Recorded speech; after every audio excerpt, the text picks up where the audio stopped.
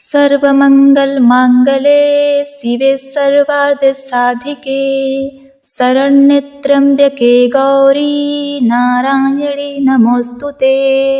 अर्थात हे नारायणी, तुम सब प्रकार का मंगल प्रदान करने वाली मंगलमयी हो, कल्याणदायिनी शिवा हो, सब पुरुषार्थ को सिद्ध करने वाली शरणागत वत्सला, तीन नेत्रों वाली एवं गौरी हो।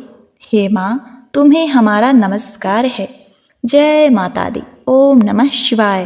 प्रिय भक्तगणों, आज गुप्त नवरात्रि के प्रथम दिन संध्या वंदन में आप श्रवण करेंगे सभी प्रकार के दुख दारिद्र को नष्ट करने वाली तथा सुख समृद्धि अक्षय पुण्य मोक्ष देने वाली दुर्गा सप्तशती का प्रथम अध्याय। तो आप सभी भक्तगण इन कथाओं को बड़ी श्रद्धा तथा प्रसन्न चित्त मन से सुनिएगा। मार्कंडे जी बोले, सूर्य के पुत्र सावर्णी जो 8वें मनु कहे जाते हैं, उनकी उत्पत्ति की कथा विस्तार पूर्वक कहता हूँ, सो सुनो। सूर्य कुमार महाभाग सवर्णिक भगवती महामाया के अनुग्रह से जिस प्रकार मनवंतर के स्वामी हुए, वही प्रसंग सुनाता हूँ। पूर्व काल की बात है।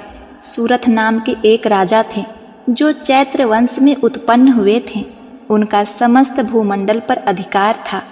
वे प्रजाजन का अपने पुत्रों की भांति धर्म पूर्वक पालन करते थे।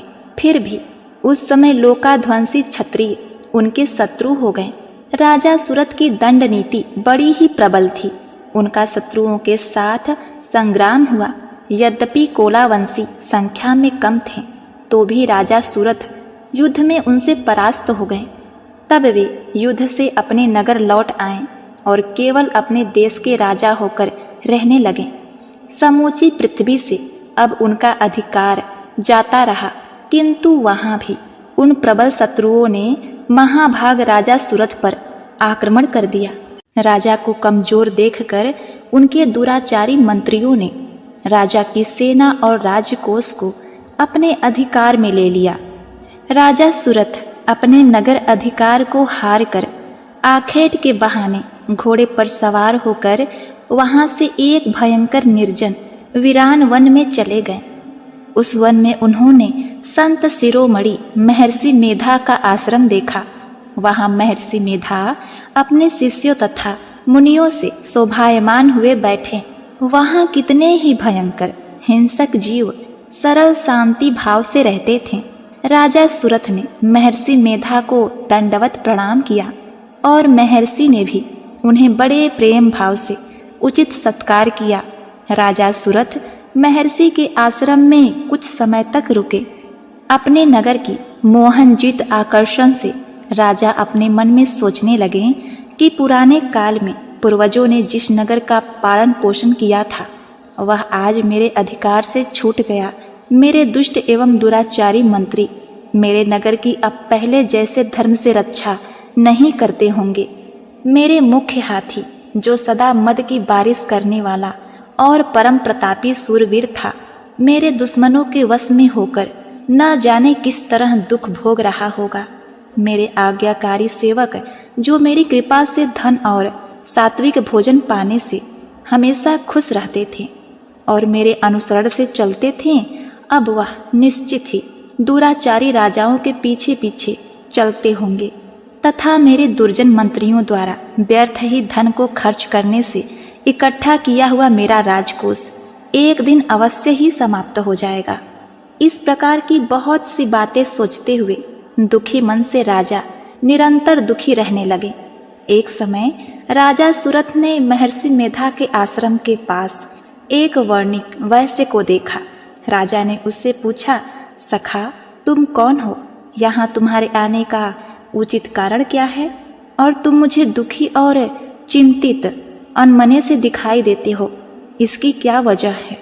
राजा के यह विनती सुनकर वार्णिक वैश्य ने महाराज सूरथ को नमस्कार करते हुए कहा, राजन, मेरा नाम समाधि है। मैं धनवानों के कुल में उत्पन्न एक वैश्य हूँ। मेरे दुष्ट पत्नी संतानों ने लालचवश मेरा सब कुछ छीन लिया है और मुझे घर से निष्कासित कर दिया है। मैं इस प्रकार से दुखी होकर इस निर्जन वन में आया हूँ और यहाँ रह रहा हूँ। मैं इस बात से भी अनभिज्ञ हूँ कि अब घर में इस समय सब कुशलता से है या नहीं। यहाँ अपने परिवार की कोई समाचार भी प्राप्त नहीं हो सके कि वह घर में इस समय कुशलता पूर्वक है या नहीं। मैं अपने संतान के संबंध में यह भी नहीं जानता कि वह सदाचारी हैं या दुराचारी हो गए हैं। राजा बोले, जिस संपदा के लालची स्त्री संतान ने तुम्हें घर से निष्कासित कर दिया है, फिर भी तुम्हारा मन उनसे स्नेह क्यों रखता है? वैश्य ने कहा, मेरे बारे में महात्मन ऐसा कथन ठीक है, किंतु मेरा हृदय इतना कठोर नहीं है। यद्यपि उन्होंने धन संपदा के लोभ में गिरकर पितृ प्रेम को भूलकर मुझे घर से निकाल दिया, तो भी मेरे मन में उनके लिए क्रोध नहीं आता। हे महात्मन, मेरा चित्त फिर भी उनमें क्यों मोहित होकर फंस रहा है? इस बात का ज्ञान होते हुए भी मैं यह नहीं जान रहा। मेरा मन उनके लिए व्याकुल है। मैं उनके लिए गहरी सांसें ले रहा हूँ। उन लोगों में प्रेम नाम मात्र भी नहीं है। फिर भी ऐसे सभी संबंधियों के लिए मेरा हृदय कठोर नहीं हो पाता। प्रिय भक्तगणों, महर्षि मार्कंडे जी बोले, हे विप्र, इसके पश्चात महाराज सुरथ और वह वैश्व दोनों महर्षि मेधा के पास आए और उनके साथ यथा योग्य उचित संभाषण करके दोनों ने वार्ता प्रारंभ की। राजा बोले, हे भगवान, मैं आपसे एक प्रश्न पूछना चाहता हूँ, सो आप कृपा करके मुझे बताइए। मेरा चित्त मेरे वश में नहीं है, इससे मेरा मन बहुत दुखी है। राजपाठ धन संपदा की चिंता अभी तक मुझ में बनी हुई है और मेरी यह ममतामयी अज्ञानियों की तरह इसमें वृद्धि होती जा रही है। यह समाधि नामक वैश्य भी अपनों से अपमानित होकर घृणित होकर आया है। इसके सगे संबंधियों ने भी इसे छोड़ दिया है। स्वजनों से सताया हुआ भी यह उनसे हार्दिक प्रेम करता है। इस तरह हम दुखों से दुखी हैं। हे महाभाग, उन लोगों के अवगुणों को देखकर भी हम दोनों के हृदय में उनके लिए मोह से युक्त आकर्षण पैदा हो रहा है। हमें ज्ञान रहते हुए भी ऐसा क्यों है? मूर्ख मनुष्य की तरह हम दोनों में यह मूर्खता क्यों है? महर्षि ने कहा, विषय चित मार्ग का ज्ञान सब जंतुओं को है। सबों के लिए विषय चित मार्ग पृथक पृथक प्रकार के होते हैं। कुछ जीव जंतु दिन में नहीं देखते, कुछ रात को, परंतु कुछ जीव जंतु ऐसे हैं जो दिन रात दोनों प्रकार से देख सकते हैं। यह सच है कि मनुष्यों में ज्ञान मुख्य रूप से है, किंतु केवल मनुष्य ही बुद्धिमान नहीं होता। पशु पक्षी आदि भी बुद्धिजीवी होते हैं।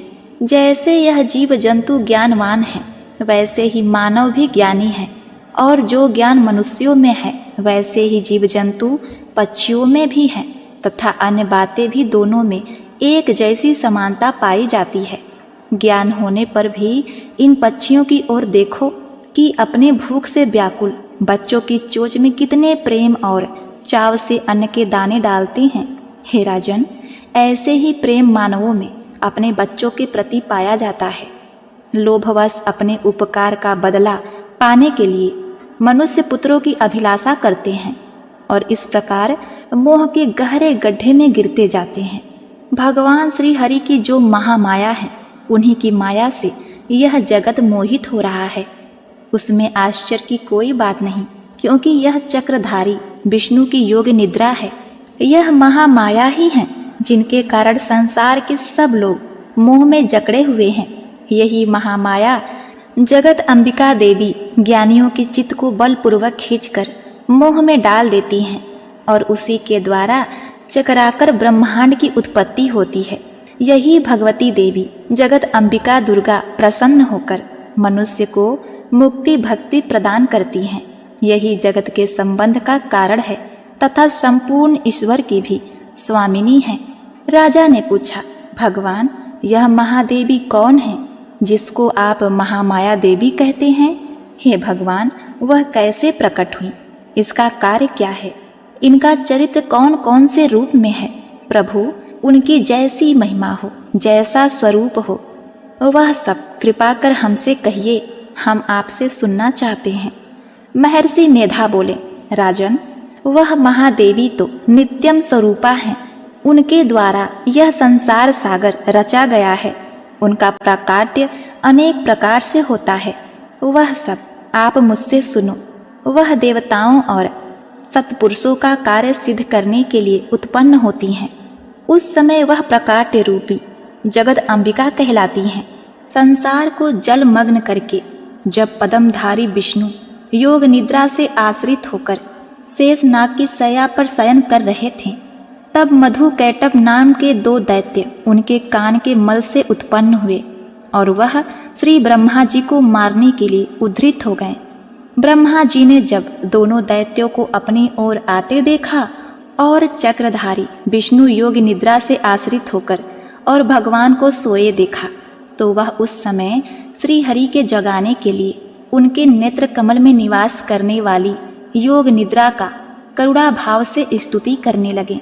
ब्रह्मा जी ने स्तुति की, आप ही स्वाहा, आप ही स्वधा, आप ही वष्टाकार हो, स्वर भी आप ही स्वरूपा हैं, आप ही जीवन देने वाली सुधा हो। नित्य अक्षर प्रण में आकर उकार मकार इन तीनों मात्राओं के रूप में आप ही स्थिर हो। इसके अतिरिक्त जो बिंदु रूपा अर्ध मात्रा है, जिसका कि विशेष रूप से उच्चारण नहीं किया जाता, हे देवी, वह भी आप ही हो। संध्या सावित्री तथा परम जननी आप ही हो। आप इस विश्व को धारण करने वाली हो।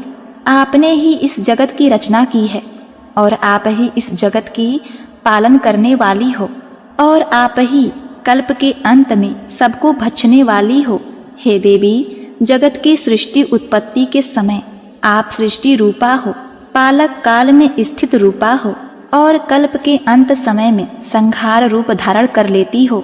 श्री लक्ष्मी ईश्वरी और बोध रूपा बुद्धि ज्ञान भी आप ही हो। लज्जा पुष्टि तुष्टि शांति और क्षमा ही तुम ही हो। तुम खड्ग धारण करने वाली, शूल धारण करने वाली तथा गदा चक्र शंख और धनुष धारणी हो। बाण भुसंडी और परिघ यह भी तुम्हारे ही अस्त्र और शस्त्र हैं। आप सौम्य और सौम्य रूपा हो। यही नहीं बल्कि जितना भी सौम्य रूप तथा सुंदर वस्तुएं इस जगत में हैं, उन सबसे उत्तम सुंदर आप हो। पर और अपारा सबसे परा रहने वाली सुंदर आप ही हो। हे सर्वरूपे महादेवी, जो भी सत्य असत्य पदार्थ है और उनमें जो शक्ति है वह आप ही हो। ऐसी स्थिति में भला तुम्हारी स्तुति करने में कौन सक्षम है। इस संसार की सृष्टि पालन पोषण और संहार करने वाले जो भगवान पद्मधारी श्री हरि हैं, उनको भी जब तुमने निद्रा के आश्रित कर दिया है, तो फिर तुम्हारी स्तुति करने में कौन सक्षम हो सकता है। मुझको श्री हरि तथा भगवान महादेव को शरीर धारण करने वाली आप ही हो। तुम्हारी स्तुति करने की सामर्थ्य किसमें है। हे महादेवी, तुम तो अपने इस उद्धार भाव से ही प्रशंसनीय हो। मधु और कैटभ जो महाभयंकर दैत्य हैं, इनको मोह में डाल दो और चक्रधारी भगवान विष्णु को भी जल्दी जागृत कर दो और उनमें इनको मार डालने की बुद्धि ज्ञान भी उत्पन्न कर दो। जय जगत जननी माँ अम्बे भवानी। प्रथम अध्याय का पाठ समाप्त होता है।